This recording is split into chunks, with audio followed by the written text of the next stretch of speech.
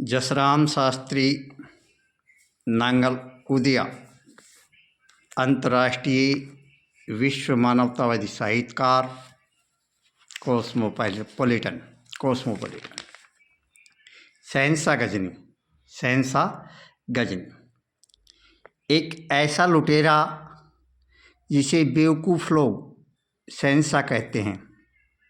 मैं आप लोगों की खिदमत में दिल के झरोखे से ऐसे व्यक्तित्व की दास्तां को बयां करता हूँ जिसने एक नहीं, दो नहीं, अपितु 17 बार भारत पर आक्रमण की। मेरे अपने शब्दों में, यह लुटेरा चोर जिसकी विचारधारा में धर्म मर चुका था, न्याय इंसाफ दफन हो चुका था, सत्य के कहीं पर भी दर्शन सुलभ नहीं थे, पूर्णतया वह बेइंसाफी काफिर था। वह था महमूद गजनवी, जो खुदा की बंदगी में अमानवीय अट्ठास करता था, जो रोता चिल्लापो करता, फरियाद करता था। पता नहीं वह इस तरह की बख्शीश क्यों मांगता था, अपने आप को खुदगर्ज क्यों कहता था। पता नहीं उसे अंधेरा क्यों पसंद था। वह कहता था, ऐ खुदा तू मुझे प्रकाश की किरणें मत दिखा, ऐ खुदा तू मुझे प्रकाश की किरणें मत दिखा। वह कहता था क्योंकि अंधेरा मुझे बहुत पसंद है। कभी वह निस्तब्धता के मौन सन्नाटे में खो जाता, कभी वह महोच्चार की भाषा बोलने लग जाता, कभी कभी वह सत्य सृष्टि को नष्ट करने की बात करता।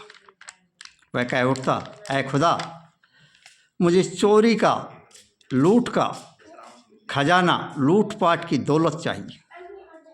यह कहते हुए उसकी बाँछें खिल जाती, यही तो मेरा जीवन एक चमन है। वह कह उठता, आइए एक पल गजनी की ऐतिहासिक पृष्ठभूमि की तरफ चलें। महमूद गजनी ने सन 1000 ईस्वी से 1027 ईस्वी तक भारत पर 17 बार आक्रमण की। 1001 ईस्वी में पंजाब के राजा जयपाल पर आक्रमण, 1025 ईस्वी में सोमनाथ के शिव मंदिर पर आक्रमण,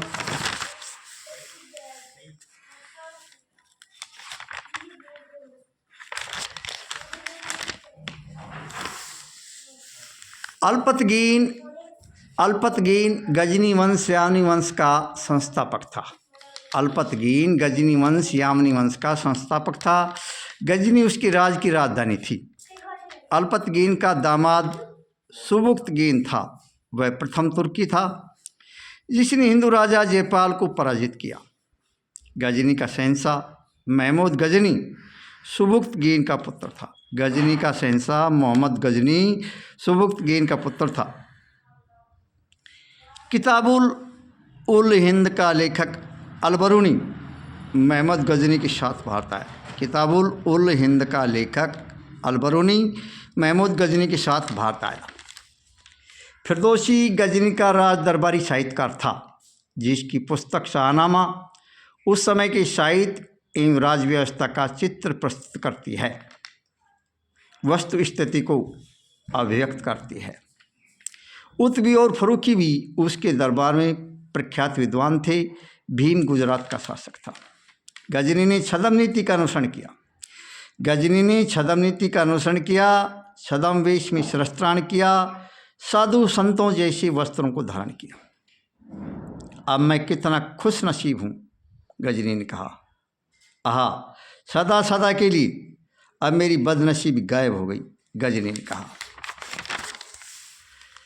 वे वैभवशाली वेद शीर्ष तेजपुंज जन संस्कृति के लोग, वैदिक संस्कृति के आर्य लोग, सोने की चिड़िया हिंदुस्तान। हाय रे तौबा, तो फिर चलो हिंदुस्तान लूटने सोने की चिड़िया को। आहा, सोने की चिड़िया, गजनी ने दोहरा कर कहा। अब तो गजनी ने सोमनाथ के शिव मंदिर में प्रवेश कर लिया था। उसने मंदिर के प्रवेश द्वार को बार बार निहारा, देखा, स्वस्ति चिन्ह देखे। उसने आगे बढ़कर पढ़ा, धर्मो रक्षति रक्षिता है, धर्मो रक्षति रक्षिता है। फिर मंदिर के गर्भगृह में शिवलिंग के दर्शन किए, आग के फूलों से, जल से, हल्दी चंदन सिंदूर से, गोघृत से पूजा प्रार्थना की।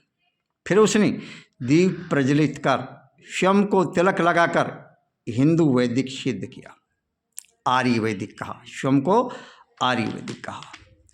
उसने भारत की पावन विचारधारा, सभ्यता, संस्कृति का अवलोकन किया। उसने स्वर्ण कलश, स्वर्ण त्रिशूल, स्वर्ण घंटों से निकलने वाली ध्वनि, अंतरंग बहिरंग तरंगों को सुना। उसने अनेकों स्वर्ण रजत देवी प्रतिमाओं के दर्शन किए। उसने अनेकों स्वर्ण रजत देवी प्रतिमाओं के दर्शन किए। फिर वह आगे बढ़ा। उसने एक अद्भुत दृश्य, एक भित्ति चित्र की पेंटिंग को देखा। वह महाभारत की वास्तविक कहानी तस्वीर सचित्र चित्रित कर रही थी। युद्ध भूमि में युद्धवीर दानवीर कर्ण का रथ एक खूनी नाले में फंस जाता है। रथ को निकालने की मशक्कत में कर्ण लग जाता है। वह रथ से नीचे पहिए को घुमाना चाहता है। कर्ण के पीछे अर्जुन का रथ है। अर्जुन ने हत्थे कर्ण पर दिव्यास्त्रों की बौछार लगा देता है, लेकिन कर्ण विषम परिस्थितियों में भी विचलित नहीं होता। उसे मानवीय पौरुष और सत्य मार्ग पर चलकर किसी का विश्वास जीतकर स्वावलंबी होना पसंद है।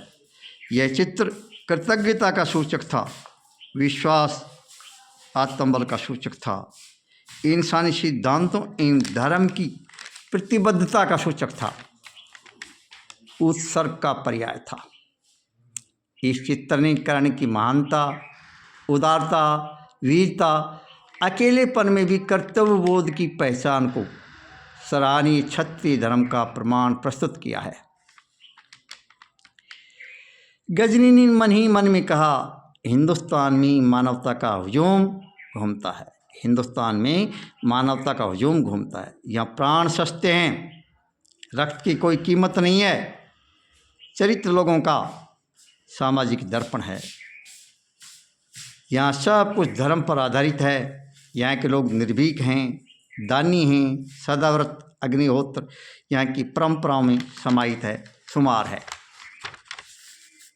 सब कुछ सत्य पर, धर्म पर, न्याय पर आधारित है। गजनी एक लुटेरा तो था ही, और हाँ, इससे बढ़कर वह एक कुख्यात जासूस भी था। वह एक ऐसा कातिल था जो छद्म प्रार्थना किया करता था। धोखा और अविश्वास उसकी प्रार्थनाओं का प्रमुख हथियार था। धोखा और अविश्वास उसकी प्रार्थनाओं का प्रमुख हथियार था। मंदिर के वेदाचारी इस छद्मी साधु को देख तो रहे थे, लेकिन वे यह आभास तक नहीं कर सके कि यह व्यक्ति कौन है, इसकी मंशा क्या है, इस छद्मी षड्यंत्रकारी का परिचय क्या है। वह और आगे बढ़ा। उसने फिर रोना चीखना शुरू किया। वह और आगे बढ़ा। उसने फिर रोना चीखना शुरू किया।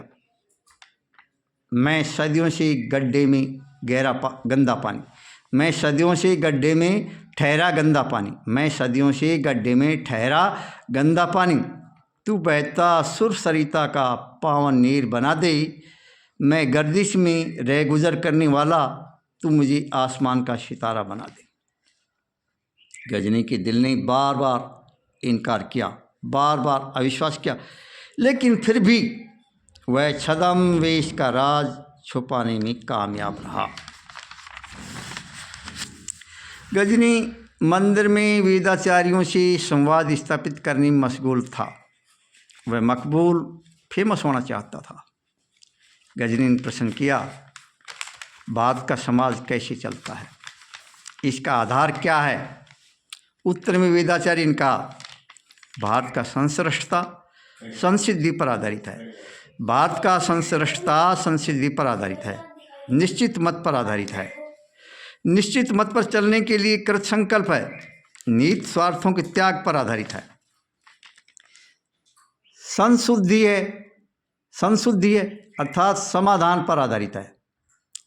संस्कृत है अर्थात श्रम सहयोग शांति पर चलायमान है।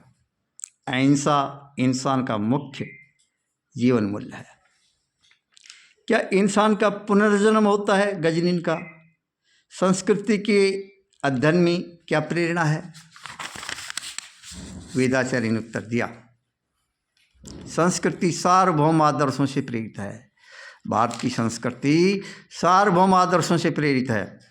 युद्ध रहित सिद्धांतों के साथ सद्व्यवहार, शांति, अहिंसा, विश्व बंधुता इस संस्कृति का चिरंतन सत्य है।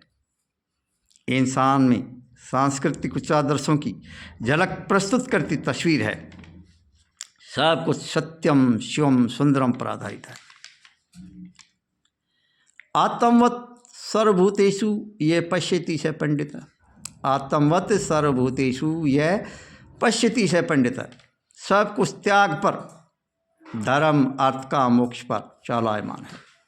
यहाँ यज्ञ अग्निहोत्र चलते रहते हैं। आर्यों का यह तप बल है। पुनर्जन्म कर्मों के अनुसार कर्म फल पर आधारित है। पुनर्जन्म कर्मों के अनुसार कर्म फल पर आधारित है। स्वयंवर विवाह पर यहाँ की रीति नीति क्या है? गजनी ने पूछा, स्वयंवर विवाह पर यहाँ की रीति नीति क्या है? ब्रह्मचर्येण कन्या युवान विंदन्ते पतिम। ब्रह्मचर्येण कन्या युवान विंदते पतिम। ब्रह्मचर्येण कन्या युवान विंदते पतिम। कन्या अपनी सदृश पति का वर्णन करती हुई पाणी ग्रहण करे। वेदाचार्य ने उत्तर दिया, कन्या अपने सदृश पति का वर्णन करती हुई पाणी ग्रहण करे। वेदाचार्य ने उत्तर दिया। महमूद मंदिर प्रांगण से दूर, बहुत दूर जाकर ओझल हो गया। महमूद मंदिर प्रांगण से दूर, बहुत दूर जाकर ओझल हो गया, गायब हो गया, लुप्त हो गया। फजर की सुबह थी। फजर की सुबह थी।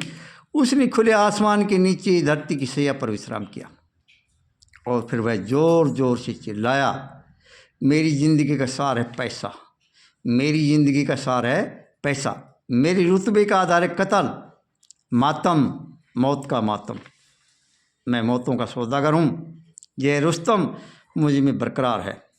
मुझे शोहरत, शांति, खुशी, आनंद पाप कर्म में मिलते हैं। गजनी ने कहा, मुझे शोहरत, शांति, खुशी, आनंद पाप कर्म में मिलते हैं। गजनी ने कहा, इसलिए मेरी जीवन जिंदगी का वास्ता पाप, अन्याय और अंधेरा है। मेरी वालिद, मेरी खुदा।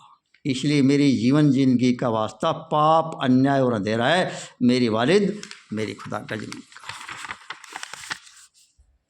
ऐ खुदा, जब इंसान का पुनर्जन्म ही नहीं होता तो तू मुझे हिंसा का जश्न जीतने दे। गजनी ने कहा, ऐ खुदा, जब इंसान का पुनर्जन्म ही नहीं है तो तू मुझे हिंसा का जश्न जीतने दे। अब मुझे एक जुनून, एक तरह का जज्बा सिर चढ़ा है, दुनिया को खाक में मिला देने का, दुनिया को समाप्त कर देने का, दुनिया को मार देने का, मिटा देने का, उन्हें अंधेरी कब्र में सुला देने का। यह रक्ती मंजर अब मेरे अदीबों की हकीकत बने। यह रक्ती मंजर अब मेरे अदीबों की हकीकत बने। अब मुझे इस तरह की जीत का बेपनाह एहसास हो और मैं देखता रहूं सब कुछ तबाही में भस्म सात होता, अग्नि सात होता। जो लोग अंधेरी कब्र में दफन के योग्य न हों, उन्हें लकड़ियों की सिगड़ियों पर, चिताओं पर जलाकर राख होता देखता रहूं। गजनी ने कहा, मुझे ऐसा करने में कोई परहेज नहीं हो। तू मुझे ऐसा आलम दीन बना दे। तू मुझे ऐसा आलम दीन बना दे। मेरी खुदा। महमूद ने कहा, मेरे वालिद, तू अब मुझे भस्मासुरी शक्ति युक्त भस्मासुर बना दे। गजनी पर वासनाओं का भूत सवार था। उसने 1 लाख से अधिक सैनिकों के साथ सोमनाथ पर आक्रमण किया। उसने बेखौफ होकर हजारों गर्भधारिणी माताओं की हत्याएं की, तरुणाई की तार पर चढ़ी लड़नाओं से दुष्कर्म की। वह मंदिर से स्वर्ण रजत की वस्तुएं, मुद्रा, सिक्के, कलश, घंटे, त्रिशूल और देव प्रतिमाओं को उखाड़कर फौजी लश्कर के साथ खच्चरों, घोड़ों, ऊंटों, गधों की लश्कर औदों में भरकर उन्हें दबाकर गजनी ले गया। वैदिक साहित्य, वेद, उपनिषद, मनुस्मृति संहिताओं को जलाकर राख का ढेर ढेर कर दिया। वैदिक साहित्य, वेद, उपनिषद, मनुस्मृति संहिताओं को जलाकर राख का ढेर कर दिया। मंदिर के शिलालेखों, दिव्य भव्य मूर्तियों के टुकड़े टुकड़े कर दिए। मंदिर के शिलालेखों, दिव्य भव्य मूर्तियों के टुकड़े टुकड़े कर दिए। मंदिर के प्रत्येक हिस्से को टुकड़ों में, परखचों में बिखेर दिया। सब कुछ तार तार कर दिया। सब कुछ ध्वंसावशेष जर्रों में छिन्न भिन्न कर दिया गजनी ने।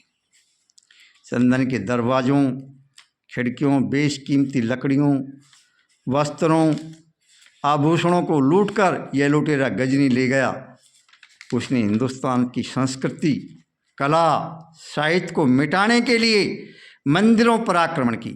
उसने हिंदुस्तान की संस्कृति, कला, साहित्य को मिटाने के लिए मंदिरों पर आक्रमण की, मंदिरों को नष्ट किया, लूटा। वह हिंदुस्तान की तबाही का सौदागर था, वैदिक सभ्यता का शत्रु था।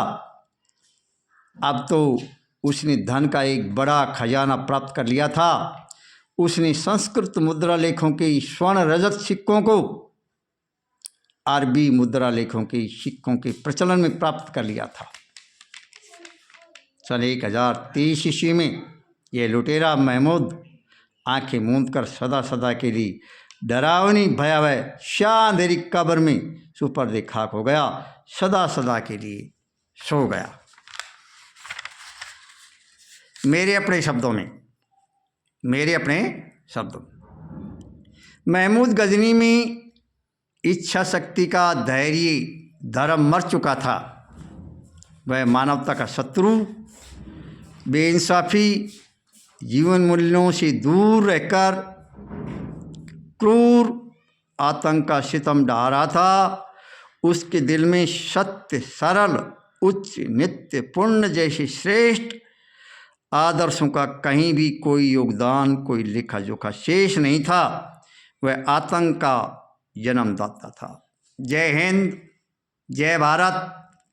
मैं आप लोगों का आभारी हूँ। धन्यवाद है आप लोगों का, शुक्रिया, बार बार अभिनंदन है आपका।